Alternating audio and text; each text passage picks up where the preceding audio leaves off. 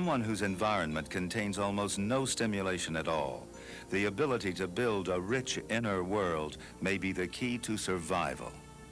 Consider Joseph Kovach, who as a 15-year-old Hungarian schoolboy was imprisoned in the Soviet Gulag.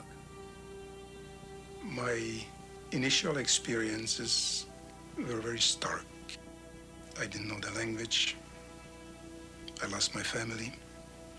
I was in a completely new environment, if rather frightening environment. And I spent 9 years in that world.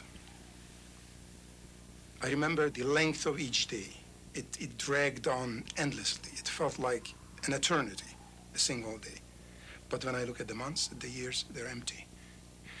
But there's nothing in terms of thinking, nothing in terms of planning, of remembering the past or planning for the future, nothing of the sort.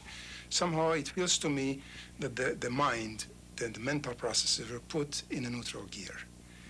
It felt almost like I was hibernating. The days were immensely long, but without content. Then, when he was 19, Kovach was moved to a camp which housed a tiny library. It was an eye-opener. I discovered a world which really for 4 years I was totally unaware of. It put my mind into gear, and into a very high gear.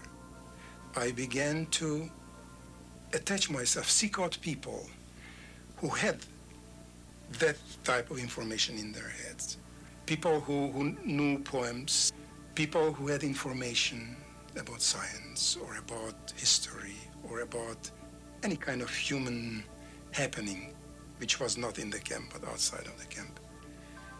I gained a degree of freedom in those limited times when I was allowed, I could engage myself in this mental activity, which is probably as high a freedom as one can obtain anywhere.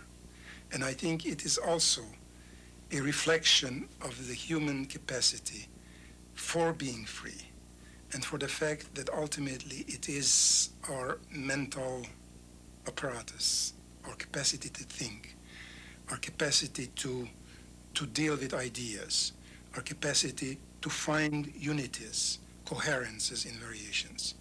That's what makes us free, and that's what makes us human.